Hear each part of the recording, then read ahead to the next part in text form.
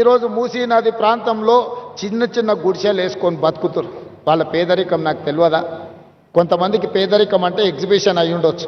Bench కార్లు వేసుకొని పేదరికం చూడాలంటే ఊర్లోకి పోయి ఓహో పేదరికం ఇట్లుంటుందా అని ఎక్స్కర్షన్ లాగా పోయేటోళ్ళు ఉండొచ్చు. గుంటూరులో చదువుకున్న వాళ్ళు, గుడివాడలో చదువుకున్న వాళ్ళు, లేకపోతే అమెరికాలో చదువుకున్న వాళ్ళకు. నాకు అట్లా కాదు.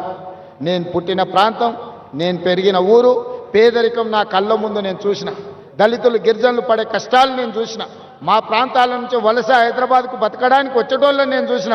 ఈ అంబర్పేట ప్రాంతంలో పోతే మా ఊరోళ్ళే చాలా మంది ఉంటారు. మా జిల్లా వాళ్ళు అయితే మా జిల్లా వాళ్ళు అనుకుంటే ఎవరినైనా గెలిపించేటంత మంది ఉన్నారు ఈ అంబర్పేట, ఈ మూసీ పరివాహక ప్రాంతంలో. వాళ్ళ పట్ల నాకు ప్రేమ ఉంటుంది, వాళ్ళ పట్ల నాకు అభిమానం ఉంటుంది, వాళ్ళకి సహాయం చేయాలన్న ఆలోచన ఉంటుంది. వాళ్ళని ఇబ్బంది పెట్టి నేను బాపుకునేది ఏమున్నది ఒకసారి ఆలోచన చేయాలి. నేనేమన్నా ఈ భూమిని మూసీ నదిని చుట్టి నా సూట్ కేసులో పెట్టి నేనేమన్నా మా ఇంటికి తీసుకెళ్తానా? లేకపోతే విదేశాలలో దీన్ని తీసుకెళ్ళి దాచిపెట్టుకుంటానా? లేదు కదా.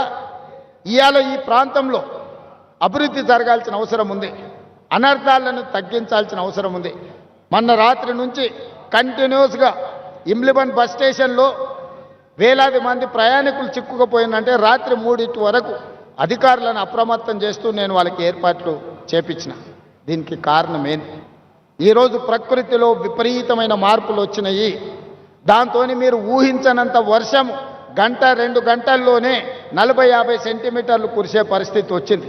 దాన్ని తట్టుకునే వ్యవస్థ మనకు లేదు ఈనాటి వరకు. అందుకే ఈరోజు భవిష్యత్తులో దానికి తట్టుకోవడానికి అవసరమైన ఏర్పాట్లను చేసుకోవాలి.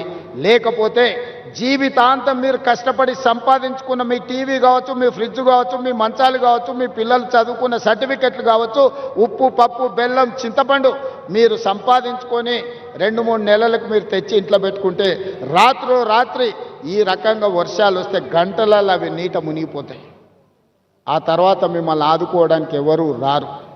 నా మాట వినండి, మీకు మంచి చేసే ఆలోచనతో ఉన్నా. ఇలా కాలేరు వెంకటేష్ గారు ఒక ప్రతిపాదన చేసిండు. అంబర్పేట అసెంబ్లీలో 5 కిలోమీటర్లు మూసీ నది పరివాహక ప్రాంతం ఉన్నది. ఈ బఫర్ జోన్లో కొంతమంది పేదలు ఇండ్లు కట్టుకుండ్రు, వాళ్ళకి డబుల్ బెడ్రూమ్ ఇండ్లు కట్టించండి అంబర్పేటలో అని. తప్పకుండా వేదిక మీద ఉన్న మా ఇన్ఛార్జ్ మంత్రి పొన్నం ప్రభాకర్ గారికి నేను ఆదేశాలు ఇస్తున్నా. హైదరాబాద్ కలెక్టర్కి, మున్సిపల్ కమిషనర్ గారికి నేను ఆదేశాలు ఇస్తున్నా. తక్షణమే అంబర్పేటకు సంబంధించిన ఒక ప్రత్యేక రివ్యూ పొన్నం ప్రభాకర్ గారు తీసుకుంటారు. మీరు క్షేత్రస్థాయిలో మొత్తం పర్యటన చేసి, నేను మున్సిపల్ అధికారులకు కూడా అందరికి ఆదేశాలు ఇస్తున్నా, మీరు మొత్తం తిరగండి.